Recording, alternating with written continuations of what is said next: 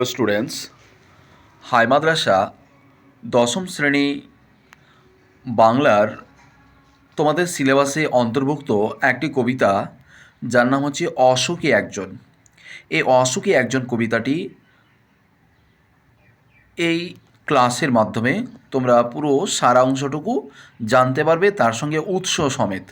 আজকের ক্লাসটা যারা হাই মাদ্রাসাতে রয়েছো, যারা 2027 মাধ্যমিক পরীক্ষা দেবে হাই মাদ্রাসা থেকে, তোমাদের বাংলা সিলেবাসের অন্তর্গত অসুখী একজন যে কবিতাটি রয়েছে, সেই কবিতার প্রথমে আমরা সারাংশটা তোমাদেরকে বুঝিয়ে দিই, তারপরে কবিতার লাইন অনুসারে বুঝিয়ে দেব।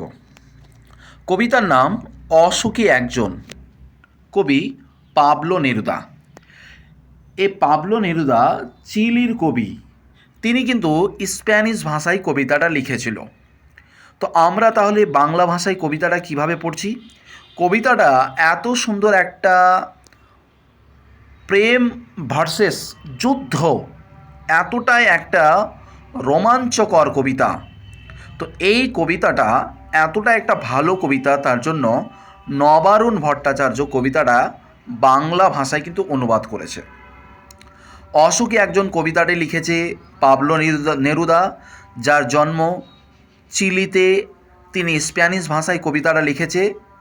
নবারুণ ভট্টাচার্য কবিতাটা বাংলা ভাষায় কিন্তু তর্জমা করেছে, তার জন্য কিন্তু আমরা বাংলা ভাষায় কিন্তু কবিতাটা পড়তে পারছি।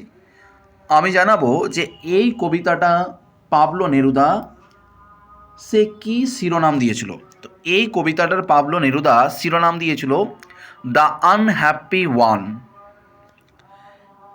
এই কবিতাটি যে কাব্যগ্রন্থ থেকে নেওয়া হয়েছে, পাবলো নেরুদার কাব্যগ্রন্থ অনুসারে কাব্যগ্রন্থের নাম হচ্ছে এক্সট্রাভ্যাগারিয়া। কিন্তু যখন অসুখী একজন কবিতাটা নবারুণ ভট্টাচার্য তর্জমা করেছে, তখন এই কবিতাটার যে কাব্যগ্রন্থ থেকে নেওয়া হয়েছে, সেই কাব্যগ্রন্থের নাম হচ্ছে বিদেশি ফুলে রক্তের ছিটে।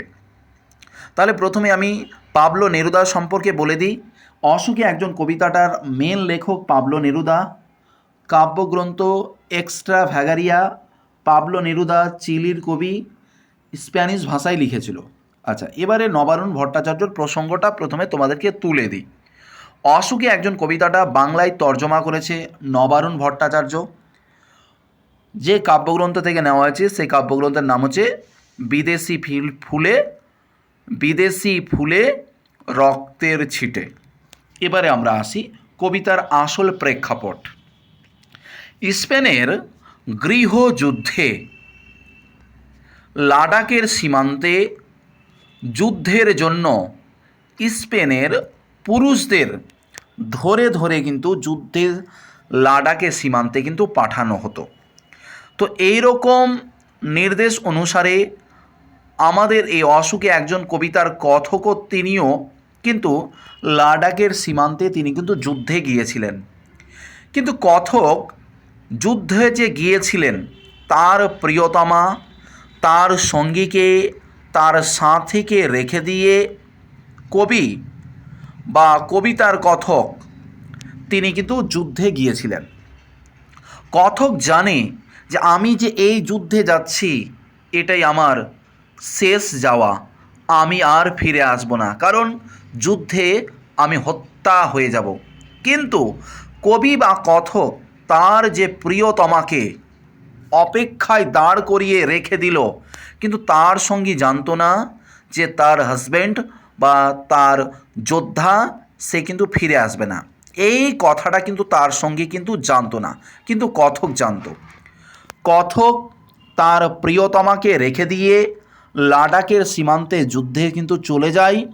প্রিয়তমা তার অপেক্ষা করতে থাকে যে কথক কখন ফিরে আসবে। এই সময় দিয়ে কথক যখন দূর দূরে চলে গেল, প্রিয়তমা অপেক্ষা থাকতে থাকতে তিনি যখন ফিরে আসেন না, তখন কথক যখন গিয়েছিল, তখন একটা তার পায়ের কিন্তু একটা পদচিহ্ন ছিল, পায়ের দাগ ছিল। কিন্তু হঠাৎ করে বৃষ্টি আসলো, সে বৃষ্টি এসে কবির পায়ের দাগ কিন্তু ধুইয়ে দিল। এমনকি যখন বৃষ্টি শেষ হলো, তখন সেই জায়গাতে ঘাস জন্মিয়ে গেল। অর্থাৎ কথকের পদচিহ্ন তার প্রিয়তমা অপেক্ষায় দাঁড়িয়ে কিন্তু আর কিন্তু দেখতে পায় না। এই সময় তার সঙ্গী আবার অপেক্ষা করে থাকে যে কথক কখন ফিরে আসবে। এই সময় তার সামনে দিয়ে কুকুর চলে যায়, হেঁটে চলে যায়, সন্ন্যাসী অর্থাৎ গির্জার নান এরাও কিন্তু চলে যায়, কিন্তু কথক কিন্তু আর ফিরে আসে না।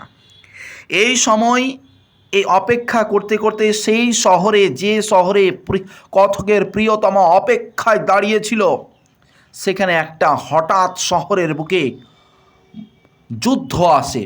যুদ্ধটা এসেছিল রক্তের এক আগ্নেয় পাহাড়ের মতো যুদ্ধ, অর্থাৎ লাভা ম্যাগমা ছিটকিয়ে যে মতো রক্তাক্ত হয়ে যে মতো যুদ্ধ সৃষ্টি হয়, সেই শহরের বুকে এতটাই ভয়ানক যুদ্ধ এসেছিল। সেই যুদ্ধ কি হলো? সে যুদ্ধ এসে শিশু আর বাড়িদের ধ্বংস করে দিল। এমনকি গোলাপি গাছ, চিমনি, প্রাচীন জলতরঙ্গ সমস্ত কিছু ধ্বংস হয়ে গেল। শুধু তাই নয়, শান্ত হলো দেবতারা, যারা ঈশ্বরের উপাসনা করছিল, যারা মন্দিরের পুরোহিতদের মতো, যারা ঈশ্বরের চিন্তায় ধ্যানে মগ্ন ছিল, যে সমস্ত মন্দিরের মূর্তির পাথরগুলো, তারাও কিন্তু উল্টে পড়ল। শুধু তাই নয়, কথক যে বাড়িতে ঘুমিয়েছিল, সে বাড়ির ঝুলন্ত বিছানা, গোলাপি গাছ, প্রাচীন জলতরঙ্গ সমস্ত কিছু ধ্বংস হয়ে গেল। সেই যুদ্ধের ক্ষেত্রে সমস্ত কিছু ধ্বংস হয়ে গেলেও কবিতার কথকের প্রিয়তমার মৃত্যু হয়নি। কারণ প্রিয়তমার সঙ্গে কথকের এতটাই যে দৃঢ় ভালোবাসা বন্ধন, এই বন্ধন, এই ভালোবাসা যুদ্ধকেও কিন্তু হার মানালো। আমরা লাস্ট পর্যায়ে আরও দেখব যে যেখানে ছিল শহর, কবি সেই জায়গাটাকে সুন্দরভাবে শহরের হিসাবে দেখে এসেছিলেন। সেখানে রক্তের এক আগ্নেয় পাহাড়ে এসে সেখানে সেই শহরে কাঠ কয়লা ছড়িয়ে রইল। শুধু তাই নয়, রক্তের একটা কালো দাগ হয়ে থাকলো। তুমি বলবে রক্তের দাগ তো লাল হয়, তাহলে কালো কেন? যুদ্ধ এতটাই ভয়ানক হয়েছে, যুদ্ধ এতটাই মর্মান্তিক হয়েছে যে যুদ্ধের মানুষের রক্ত ক্ষরণ হতে হতে 1-2 দিন অতিবাহিত হয়ে যাওয়ার পর মানুষের রক্তগুলো কালোতে পরিণত হয়েছে। তাহলে তুমি ভাবো, অশোকে একজন কবিতায় যে প্রিয়তমা, যে কথকের স্ত্রী বা কথকের সঙ্গী, কথকের অপেক্ষা করতে করতে সেই শহরে যখন যুদ্ধ এলো, এই যুদ্ধ এতটাই ভয়ঙ্কর, সেই যুদ্ধ শিশু বাড়িদেরকে ছাড় দিল না। এমনকি শান্ত হলুদ দেবতারা, যারা ঈশ্বরের উপাসনা করছিল, যারা ঈশ্বরের ধ্যানে মগ্ন ছিল, তাদেরকেও কিন্তু ছাড় দেওয়া হলো না। শুধু তাই নয়, মিষ্টি বাড়ি, গোলাপি গাছ, এমনকি শিশুদেরকেও ছাড় দেওয়া হলো না। কিন্তু এত কিছু হওয়ার পর কথকের সঙ্গী জীবিত হয়ে মেয়েটি সেই কথকের জন্য অপেক্ষা করছে। এর একটাই কারণ, প্রেম, ভালোবাসা, চিরন্তন আজীবন। যে কথকের জন্য সেই কথকের সঙ্গী অপেক্ষায় দাঁড়িয়ে রয়ে তার মৃত্যুকে নিয়ে আসতে পারল না, তাহলে এই ক্ষেত্রে আমরা দেখতে পাবো যে প্রেম, ভালোবাসা এবং তার সঙ্গে যুদ্ধ কে সব থেকে বড়? তাহলে উত্তর হচ্ছে ভালোবাসা, প্রেম সব থেকে উত্তম, যেটা কবিতার কথকের সঙ্গীর কাছে যুদ্ধ হার মেনেছে। কারণ কি, যে এত কিছু ধ্বংস হতে গেলেও কবিতার কথকের সঙ্গীর মৃত্যু হয়নি। কারণ কথকের প্রিয়তমা জানতো কথক একদিন ফিরে আসবে। এই বিশ্বাসে আজও সে কিন্তু চিরন্তন বেঁচে রয়েছে। হাই মাদ্রাসা 10ম শ্রেণীর যারা 2027 মাধ্যমিক দেবে তাদের উদ্দেশ্যে কোর্স লঞ্চ হয়েছে। তোমরা আমাদের এই চ্যানেলটা সাবস্ক্রাইব করে রাখবে। এখান থেকে তোমরা বাংলা, ইতিহাস, ইংরেজি, ভূগোল সমস্ত কিছু তোমরা এখান থেকে সাজেশান পাবে, নিয়মিত ক্লাস পাবে। প্রত্যেকে যারা হাই মাদ্রাসা ক্লাস 10-এ রয়েছো, যারা 2027 মাধ্যমিক দিতে চলেছো, তারা প্রত্যেকে চ্যানেলটা সাবস্ক্রাইব করে রাখবে।